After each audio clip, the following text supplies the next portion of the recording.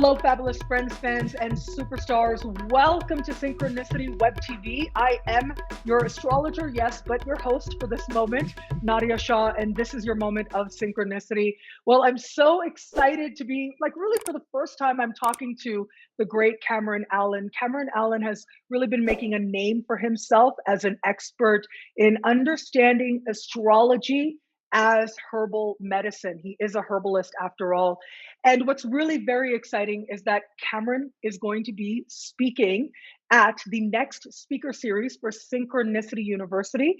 And if you go to synchronicityuniversity.com before the end of June, you can sign up for as low as just $5 a class with choose your tuition rate. Not only are you going to get an amazing class with Cameron Allen himself, somebody who really is, as I said, a rising star in astrology, if not a star in his own right in herbalism and astrology. But we've got other incredible classes playing out this coming July 2021 at synchronicityuniversity.com. And I look forward to meeting you there. So, Cameron Allen, welcome, Cameron Allen. Hey, how you feeling? Thank you for that. That's beautiful, especially coming from you. I appreciate that. And I'm excited to be here with everybody. I'm so excited that you're here too. And Cameron, you've given so much love online. Yes, directed in my way, but just as a general principle, I see you as somebody sharing a lot of love online. And I just hope that that continues to shower on you and you continue to reap that love that you give. And you also give from a place of love as well, not just in terms of the love that you share with other people in the astrology community, but the actual perspective you bring, astrologically speaking. So you are a herbalist. Define that for us. Yeah, so I have this thing with the word herbalist too, and because I've known so many people who are practicing herbalists, and they do so many different things. Well, what I found for myself, because I started out practicing at a spiritual supply store here in Memphis, Tennessee, and really what I do is I can identify energetics within people, within plants, within planets, within the weather, within everything and anything. And I help match them up and I formulate things really, really well. Like I know how to formulate things and I know how to reorganize things. So underneath it all, really what I am as a herbalist is I'm a really good formulator and a reframer to help energetics synthesize into what my teacher calls an organic unity. So that's who I am as an herbalist. Yeah.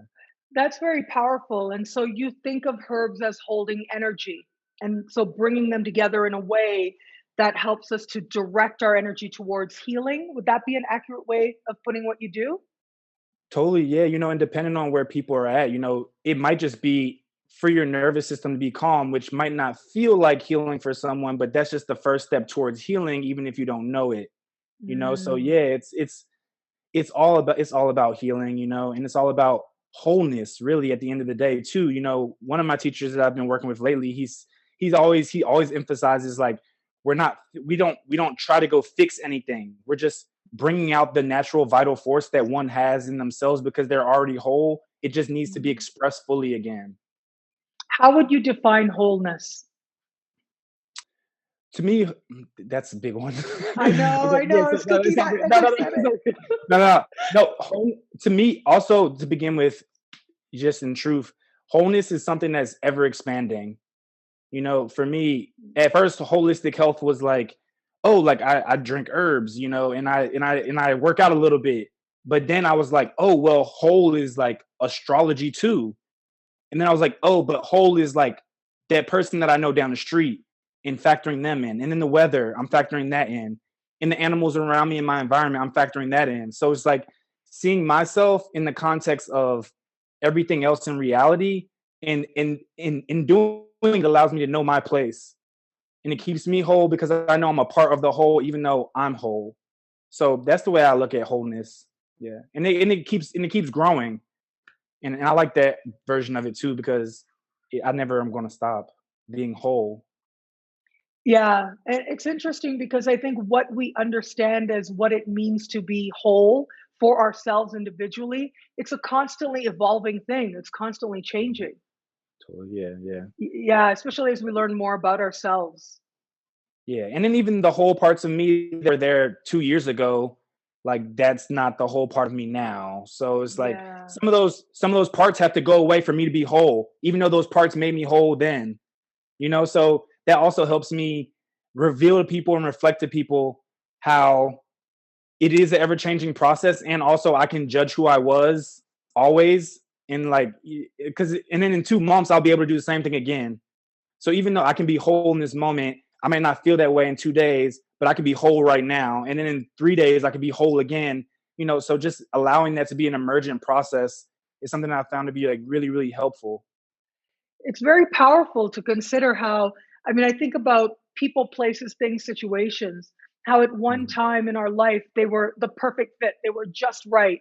And then you may have a transit, and that lets you know that, oh no, that is no longer part of your journey towards whatever it is, self actualization, towards wholeness, as we're talking about it.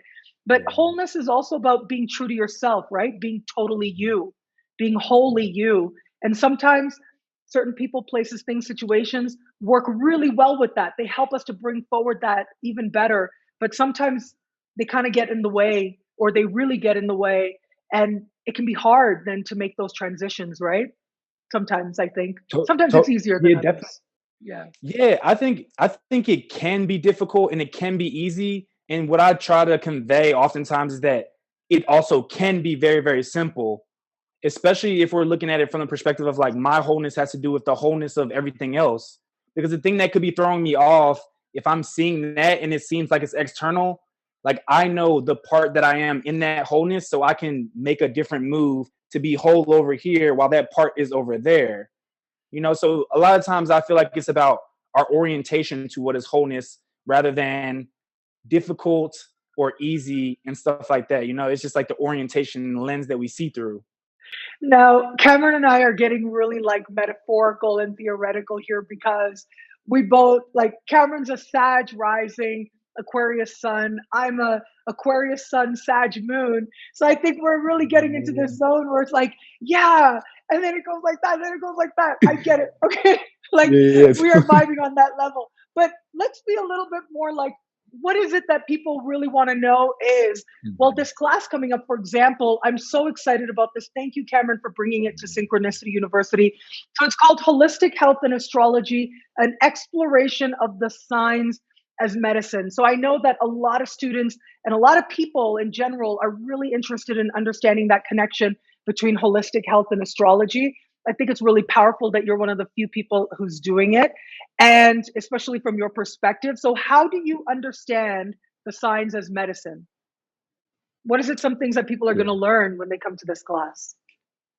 Yeah, yeah. So the first thing I always start with is deconditioning, because just deconditioning in and of itself can be medicine, right? It's like the poisons of our society, the poisons of what some I heard like when I first started astrology, like Aquariuses are like this or blah blah blah.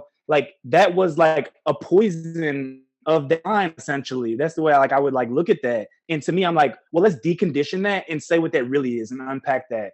And just that in and of itself is medicine. So the first thing is like deconditioning the signs. Like, what are the things that people say that are kind of like typical or like broad, like mainstream, kind of accentuates like Gemini talk too much or blah, blah, just deconditioning those things, right? It's the first dose of medicine, right? And then also being mindful, medicine is also it's always about the dose, right? So a Gemini talking a lot is beautiful in the right doses, right? So it's always in that context. What are you going to say? I was going to say, see, because we got that Aquarian energy, we're like jumping ahead, like we know we can anticipate, right? But Right. okay, Aquarius. How would I decondition Aquarius energy? What is the stereotype and how do I decondition it? Yeah, so with Aquarius energy, a lot of people say like they're cold and they're detached and stuff like that. So what I would say is that what happened to you when you were younger in a way that would make you feel like you want to turn your back and walk away, and instead of becoming detached from something, learn how to be non-attached, which is standing there, facing it, feeling it, and also having like the observer, witness consciousness in any situation and circumstance, so that you can pour the nourishment of the waters, right? It's the water bearer, right? Pour the nourishment of the waters by being like not necessarily in your mind, but using your mind. And I'm pointing to my head, and I don't like when I do that because I always think of Aquarius as like It's the unity of your mind, which is all around you and actually rooted in your heart.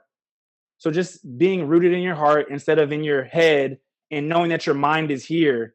And from here, I can witness what's happening instead of turn my back and be detached or be cold and stuff like that. So that's one thing with a course. That's very powerful. And, So to and observe staying out the of your head so that you can have your hands and your feet being warm. Because sometimes they get cold hands and feet because they're always in their head. So it's like just being able to come back to our feet and our hands, like literally touching it, witnessing our breath and allowing the circulation to move just through our nervous system being calmer. That's very powerful. So that's a very direct way of applying medicine, of Mhm. applying the signs as medicine, where if you know that you have to address the Aquarian energy in your chart, something as simple as giving energy to your hands and your feet can be a very powerful way of bringing the mind into the heart. Is that what I'm Mhm. understanding?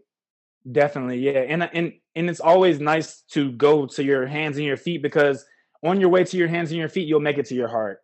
And the more and more you Yeah. practice that, the more and more you can be non-attached and witness what's happening. Like, oh, when they said that, I felt this way. Even though people might think that as like, oh, they're thinking about it. It's like, yeah, I'm witnessing it. I am.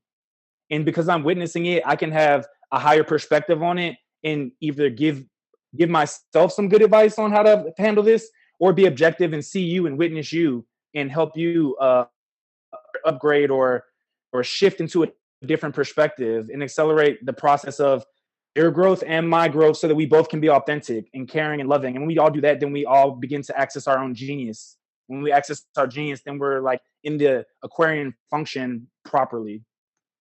Yeah. So being loving, being willing to be loving by addressing these different issues is how ultimately we're able to tap into the genius energy of Aquarius.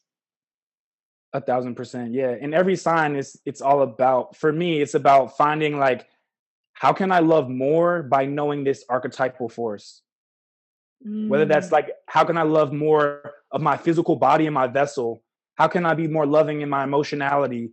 How can I be more loving with my thoughts? And how can I be more loving with my actions or my spiritual practices? How can I be more loving through this archetypal force? That's very powerful. And so each of Mhm. the signs is an archetypal force that plays out in our lives. Mhm. Yeah, Yeah. definitely. Yeah. And so we talked about Aquarius being very mind and needing to get out of mind. What sign would you say is maybe too immersed in emotion? That is sort of like the contradiction to that, and what medicine would work for that? Yeah, so I would go with Cancer. Yeah, Cancer oftentimes is like super feely, and the first thing about cancers and emotions is the first thing actually I found in this society is that you actually have to feel it Mm. and be okay with it. That's the first thing. Because if you're feeling a lot and your whole society has been telling you, oh, you're too emotional, or you feel too much, and it's like you do feel a lot, so it's like, do you feel too much? Who's to say if you feel too much? I don't know about all that. What I can say is that you do feel a lot, and since you feel a lot, I'm going to need you to feel it instead of try to hold it in and then spilling it out everywhere. Mm. Right. So first you got to feel it to heal it, and keep it moving and learn how to ride the waves. And there's a lot of ways to do that. The first thing I go to is like, I tell people, I'm like, hey, like, how do you feel? And they tell me how they feel. And I'm like, okay, cool. When we're done talking, I want you to go find your favorite song that feels exactly like that. And I want you to all the way feel it, all the way feel it and move your body. And like, right, it's cardinal water, right? It's just moving. It's like moving that energy. Emotions is energy in motion. The problem isn't that it's in motion. The problem is that it gets stuck. So that's what I'll say Mm. about Cancer. Yeah. Wow, that's very powerful. I just gained a new insight into myself while you were talking, where I was thinking about these, experiences I've had. I am a Cancer rising, right? And it ends up being such a mess, I gotta say. Well, maybe not. I think that there's a perfection to every chart that plays out. But I have Totally. this Sag moon, I have this Aquarius sun, and then that Cancer rising. I just feel like it gets in my way again and again. Like I can see that detached. I don't care. I'm like, whatever. And then that Cancer rising just, oh, it makes me feel things that I really don't always want to feel. But it's Really? interesting that you said that, because I hadn't fully articulated exactly how you put it, but I have come to learn that there are times in life when I'm feeling things and I literally just need to put some music on and just move and yell and sing out loud and just literally decide and say, okay, I'm going to feel all of it right now and then I'm going to let it go. Like that's it. Yeah. This is it. And it normally corresponds to some lunar planetary energy playing out. This eclipse that we had recently was one of those moments for me where it was like, oh, I'm going to feel it, and then that's it. Yeah. I'm not carrying forward this energy anymore, and so that can be a very powerful thing for the Cancerian energy in one's chart in order to utilize this consciously. And so, can I ask, how would you utilize this? Like, what is it you're looking at? Do you think that it's if somebody has like a Cancer moon or sun or rising? Is it when someone's having a transit to the Cancer energy in their chart? Like, when do you prescribe these types of remedies that you're going to be discussing in this class? Yeah, it could be sun and moon, and then also if you want to get more elaborate, you can see if like you have a day chart and night chart, and then choose based off of that. Or if you have three or more planets in Cancer as well. And then if there's a lot of transits going on, I invite people to either tune into that or observe life in reality. And because a lot of times too, like the medicine of each sign is like you find it in being able to see how it's playing out. And like I bet if they just danced their emotions out, they'd be totally fine. And you can like start seeing it, and then literally you will be able to prescribe it to yourself and to others when it's just applicable. And also, if you learn the 12 things, right? All the 12 medicines, everywhere you go, you'll be walking medicine. So it won't even matter at that point because everything will be medicinal. Wow. And so, if you learn all the 12 medicines that you're going to be teaching us in this class, then as you move through life, you're able to identify what archetype is being evoked and what medicine is needed in that moment. And that ultimately, that remedy can restore wholeness in some way. Totally. 1,000%. Yeah, definitely. Do you think wholeness has to do with being at peace or feeling peaceful? Is that wholeness, do you think? You know, when I find wholeness for me, I'm not thinking about anything. So it just feels Mm, like, yeah, it would be peace. Or, in yoga we call it santosha, which is just contentment. It's just like I'm good with everything as it is right now. Right. Because sometimes too, I feel like people are like, this is happening right now. When this is over, I'm gonna feel this way. And I'm like, cool, well, you wait. I'm not going to. I'm mm. gonna feel things as they are right now, and I'm gonna feel whole even when things aren't going the best. Because I understand the context of Cameron, which is my environment, my community, my friends, my family, the wherever the weather is outside. I know I'm just a piece of that whole, so I can stay in my wholeness. So that's what I feel. Yeah, That's very powerful. That's very powerful to see yourself as more whole based on the connections that you have to yourself and to others as well. But I think that's very like all the air in your chart, right? Maybe the answer would be different for somebody else, right? yeah, it definitely can be. And so another way of looking at that is like I would say like feel into your body and feel what pieces of yourself feel like they're not online. And what I mean by that is not a metaphysical thing. It's like literally, does it feel like your shoulder can't move properly? It's like dig in there, feel it, right? Get closer to wholeness and feeling your whole being. Like when was the last time you actually just like gave yourself a full body self massage and actually felt the wholeness, right? People, sometimes we get metaphysical and then other times I'm just like, well, just touch your whole body. How does that feel? What are the places that feel like they're not being loved and you have no access to them? Once you access that, then you can actually try to figure out what wholeness is. You don't even know the whole of your own body. You think you know the whole of like reality and you being whole. So just something simple like that could be super helpful too. Wow. And so if something is manifesting in the body, it can be seen as an opportunity to tap into that particular archetype that is connected to that part of the body.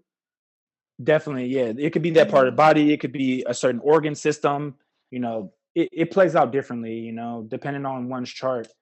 But yeah, I think and just doing that in and of itself just get you in touch with what your wholeness can be anyway. Like I was saying before, like wholeness can be like, I think I feel whole right now. And then 2 weeks later somebody learns something new and they're like, oh my gosh, this is so big, like, and then they become more whole. So just literally tapping into your whole physical body and just loving on it, it's just it can just help wholeness so much. The energy of love can bring so much wholeness, can bring that deeper appreciation.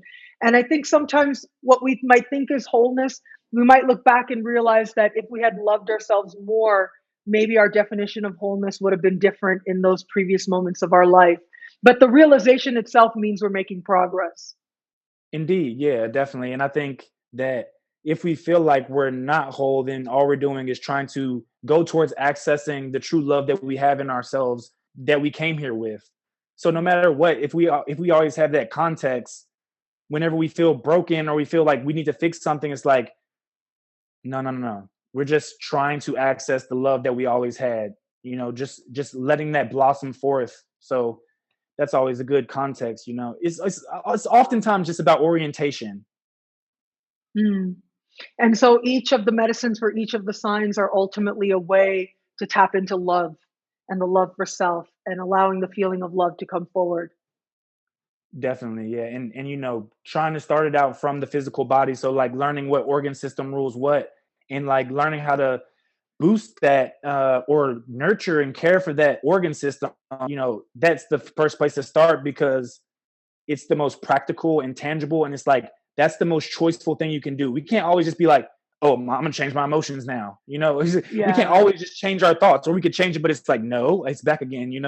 So but we can always, always, always be like, oh, I've been feeling really chatty, let me give myself a shoulder massage, or like rub on my forearms, because Gemini rules the shoulders and the arms and the hands. So just simple things like that. If we feel like, oh, this Scorpio transit is doing this, it's like, well, what does Scorpio rule? Massage that part of your body and then just breathe into that and see what And that does. elimination and yeah, allowing purging and all these Yeah. different ways in which that the body is connected, but also the emotional body, the spiritual body. There's so many ways to engage these archetypal energies. I'm really looking forward to you teaching it. I want to quickly ask you though, Cameron, because I know that you have a background, you have a degree in health and sports science and psychology. I love that mix. But where was it that the connection was made towards a more metaphysical understanding of the physical and psychological self? When did that leap happen? Was it always there, or was it that first you studied it academically and then you were led on a journey? Like, what was that like for you? Yes. So I didn't want to go to college, but I was like, if I'm going to go to college, I want to learn about what I came here with. I want to learn about my tools. So I want to learn about my Mm, physical vessel, and I want to learn about my mind. So that's where it started at. And it wasn't even I wasn't even thinking holistically in that way. I was just like, that just makes sense. I have 6 planets in Capricorn too. So it's like, that just makes sense.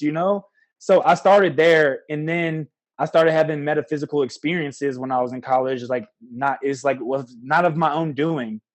So I started having experiences and realizing like I could feel things that were like extra sensory.